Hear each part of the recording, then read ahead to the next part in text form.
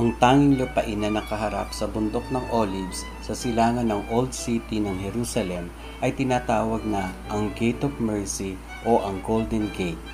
Mula pa noong 1541, ito ay nakasilna at matibay na nakasara.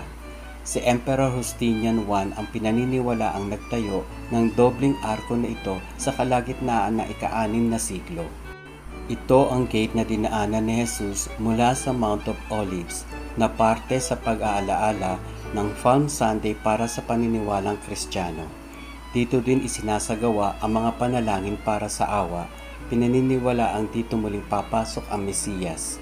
Nakilala din ito bilang daanan ng tanda sa araw ng kapanatagan patungo sa disyerto.